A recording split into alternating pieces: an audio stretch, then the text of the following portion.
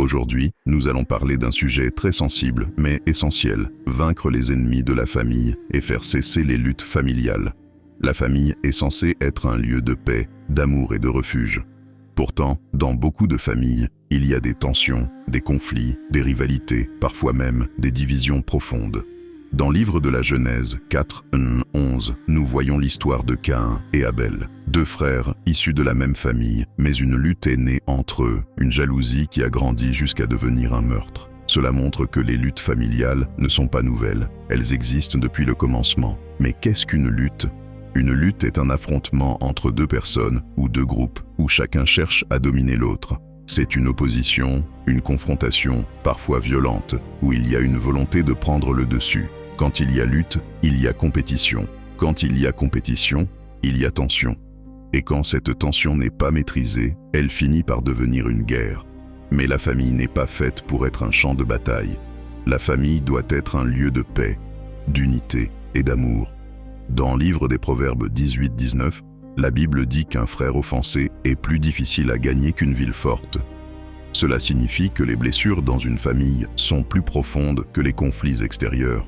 Quand deux frères se battent, c'est plus grave que quand deux étrangers se disputent. Alors d'où viennent ces luttes ? Dans Épître de Jacques 4:1, il est écrit que les luttes viennent des passions qui combattent en nous. Autrement dit, les luttes familiales sont souvent la conséquence du péché, la désobéissance, la convoitise, les désirs mal orientés, les querelles, les disputes et les tensions sont des fruits d'un cœur qui n'est pas aligné avec Dieu. Maintenant, regardons les causes principales des luttes dans les familles. La première cause est l'égoïsme. Lorsqu'une personne ne pense qu'à elle-même, qu'à ses intérêts, qu'à ses besoins, cela crée des tensions. L'égoïsme détruit l'unité et crée de l'individualisme. Dans l'histoire de Caïn et Abel, Caïn n'a pas supporté que son frère soit accepté par Dieu. Son cœur était centré sur lui-même. La deuxième cause est le manque d'amour. L'amour est le lien qui unit une famille. Sans amour, la famille devient un simple regroupement de personnes. L'amour pardonne, l'amour supporte, l'amour couvre. Quand la colère monte, il faut apprendre à prier. La prière apaise le cœur et empêche les paroles qui détruisent. La troisième cause est la jalousie. La jalousie est une œuvre de la chair. Derrière la jalousie, il y a l'envie, la comparaison et la convoitise.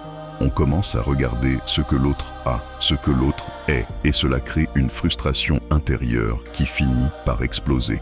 La quatrième cause est la vengeance. La vengeance est souvent motivée par la colère. C'est le désir de rendre le mal pour le mal. Mais Dieu ne nous appelle pas à nous venger. Lui seul est juste pour juger. Dans l'histoire de Caïn, le sang d'Abel criait. Cela nous montre que la violence dans une famille laisse des traces profondes. La cinquième cause est l'hypocrisie. Faire semblant, cacher ses vraies intentions, manipuler les autres, tout cela détruit la confiance dans une famille. Là où il n'y a pas de vérité, il n'y a pas de paix durable. La sixième cause est l'indiscrétion. Ne pas savoir tenir sa langue est un grand danger. Chaque famille a des réalités, des secrets, des choses qui doivent rester à l'intérieur. Tout dire à tout le monde crée des conflits, des divisions et des trahisons. La septième cause est la mauvaise gestion des conflits. Les conflits existent dans toutes les familles, mais c'est la manière de les gérer qui fait la différence. Il y a des conflits d'idées, des conflits d'intérêts, des conflits de personnes, des conflits de position. Si ces conflits ne sont pas gérés avec sagesse, ils deviennent des luttes. Mais la question importante est, comment vaincre ses ennemis ? Il faut revenir à Dieu. Il faut restaurer l'amour. Il faut apprendre à pardonner. Il faut maîtriser sa langue.